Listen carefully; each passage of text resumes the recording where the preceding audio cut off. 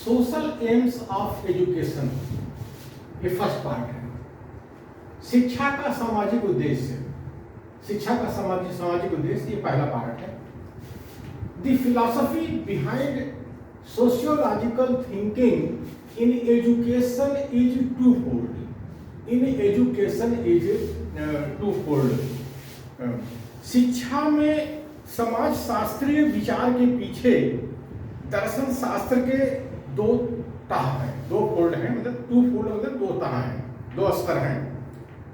First है society. First है society is the source of all human value. Society is the source of all human value.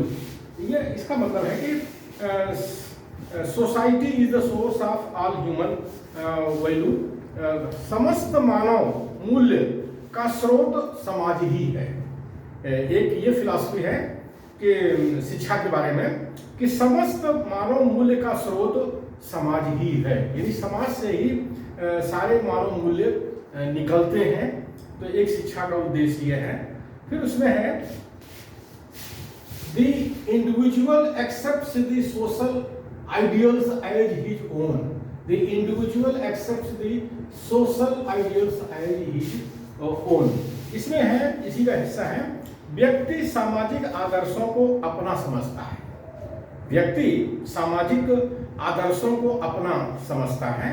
तो वही पहला तह में यही है कि समस्त मानव मूल्य का स्रोत समाज ही है और व्यक्ति सामाजिक आदर्शों को अपना समझता है, अपना समझता है। ये जो है कह सकते हैं कि जो समाजवादी अर्थव्यवस्था है, जो वहाँ पर ये चलता है, ये फिलॉसफी वहीं से आती है। Two fold approach. सेकंड है the individual realises his best by being socialised. Second है कि व्यक्ति समाजीकृत होकर अपने को सबसे अच्छा महसूस करता है। मतलब जब उसका समाजीकरण होता है व्यक्ति का, तो वो अपने को सबसे अच्छा महसूस करता है।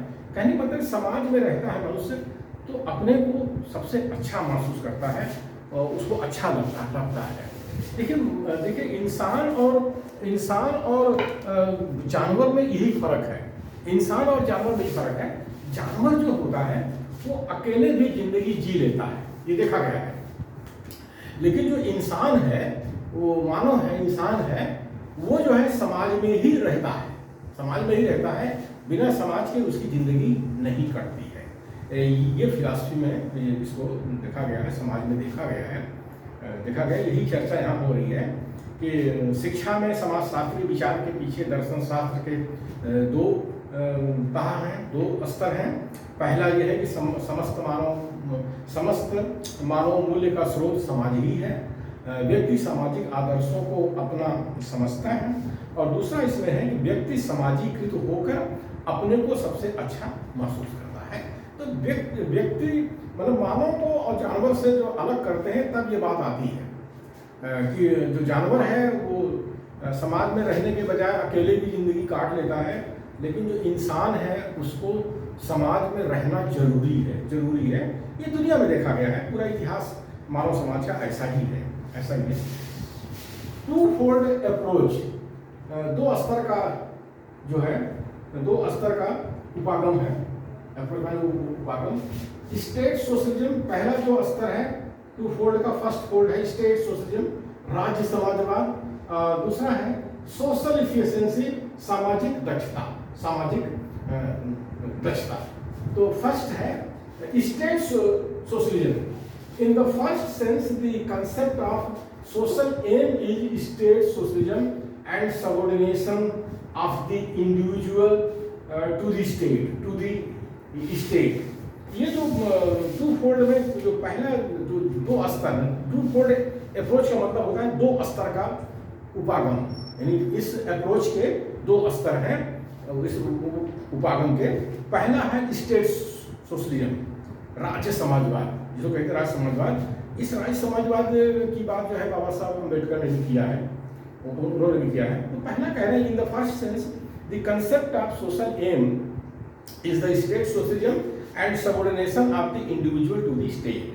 पहले स्तर का मतलब है सामाजिक उद्देश्य की संकल्पना, सामाजिक उद्देश्य की संकल्पना राज्य समाजवाद और व्यक्ति का राज्य के अधीन रहना, राज्य समाजवाद और व्यक्ति का राज्य के अधीन रहना। कहने मतलब है कि जो राज्य होना चाहिए उसको समाजवादी होना चाहिए, समाजवादी होना चाहिए, यानी सारे समाज का उसको ध्यान रखना चाहिए, ख्याल रखना चाहिए, उससे कल्याण के लिए काम करना चाहिए।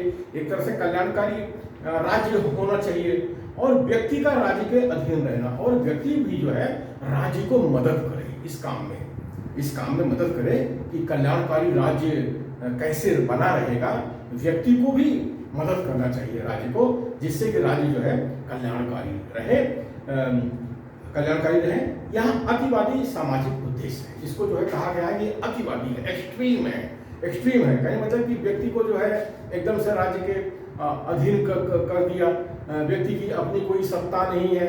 और जबकि होता ही है कि ठीक है, पहले व्यक्ति ही होता है, व्यक्ति से उसका परिवार बनता है, फिर व्यक्ति और परिवार मिल करके समाज बनाते हैं। ठीक है, एक अप्रोच ये है, ये बात होती है। दूसरा है सोशल इफिशियंसी। सोशल इफिशियंसी मतलब होता है सामाजिक दक्षता। दूसरे स्तर में सामाजिक उद्देश्य व्यक्ति की सामाजिक दक्षता है। दूसरे स्तर में सामाजिक उद्देश्य जो है, सोशल एम जो है, व्यक्ति की सामाजिक दक्षता है। असल में ऐसा कहा जाता है, जैसे जो पूंजीवादी जो राज्य है जो है वो कहते हैं कि व्यक्ति जो है उसको स्वतंत्र छोड़ दिया जाए कमाने खाने के लिए, क्योंकि व्यक्ति जो अपना सामान होता है तो उसको बड़े ध्यान से देखता है, करता है, काम चोरी नहीं करता है। लेकिन जब राज्य के अंतर्गत जब सरकारी कर्मचारी बन जाता है तो काम धाम नहीं करता है, कम काम करता है, तो उसकी दक्षता कम हो जाती है। ये जो है पूंजीवादी अर्थव्यवस्था से ये बात आती है। और समाजवादी अर्थव्यवस्था से स्टेट सोशलिज्म की बात की जाती है, और पूंजीवादी अर्थव्यवस्था से व्यक्ति की स्वतंत्रता की बात की जाती है कि व्यक्ति जब स्वतंत्र रूप से काम करेगा तो ज़्यादा दक्ष होगा, और जब सरकारी नौकरी में आ जाएगा, सरकार के जो संस्थानों में काम करेगा तो कम काम करेगा या काम चोर हो जाता है। State is an idealized metaphysical entity. State is an idealized metaphysical entity. कहने मतलब यह है कि जो स्टेट है, राज्य एक आदर्श रूपक आध्यात्मिक सत्ता है। State is an idealised metaphysical entity.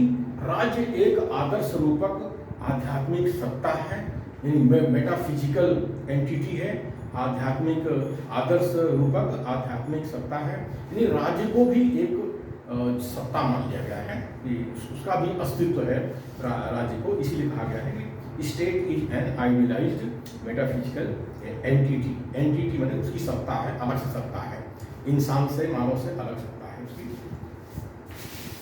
Society is the reality and the individual is nothing more than a throb in the social pulse. Society is the reality and the individual is nothing. समाज एक सच्चाई है, समाज एक सच्चाई है, और व्यक्ति इस सामाजिक नाड़ी में, पल्स वाले नाड़ी, सामाजिक नाड़ी में एक धड़कन से ज़्यादा कुछ नहीं है, एक धड़कन से ज़्यादा कुछ नहीं है। तो जो समाजवादी अर्थव्यवस्था वाले होते हैं वो ऐसा मानते हैं कि समाज नंबर 1 पर है और व्यक्ति उसके अंतर्गत है। तो कह रहे हैं कि समाज एक सच्चाई है और व्यक्ति इस सामाजिक नाड़ी में एक धड़कन से ज़्यादा कुछ नहीं है। यानी समाज बड़ा है और मानव उसका जो सदस्य है वो उससे छोटा है, ये बात समझना चाहिए। लेकिन जो पूंजीवादी अर्थव्यवस्था है वो बोलता है कि व्यक्ति बड़ा है, समाज छोटा है। यानी व्यक्ति को आज़ाद कर दो, वो जितना कमाना खाना चाहे वो कमाए खाए, यानी व्यक्तिगत संपत्ति को बढ़ा ले और समाज के लिए करे चाहे ना करे। ये पूंजीवादी अर्थव्यवस्था है। तो ये एक है समाजवादी अर्थव्यवस्था, पूंजीवादी अर्थव्यवस्था। उन्हीं दोनों का सिद्धांत यहाँ पर है वो उन दोनों को जो है शिक्षा को देखने का नजरिया अलग अलग है। जो सामाजिक उद्देश्य है वो समाजवादी अर्थव्यवस्था में अलग है और पूंजीवादी अर्थव्यवस्था में अलग है। समाजवादी अर्थव्यवस्था में इसीलिए वो समाज को बड़ा मानते हैं और पूंजीवादी अर्थव्यवस्था में वो व्यक्ति को बड़ा मानते हैं और समाज को दूसरे नंबर पर रखते हैं।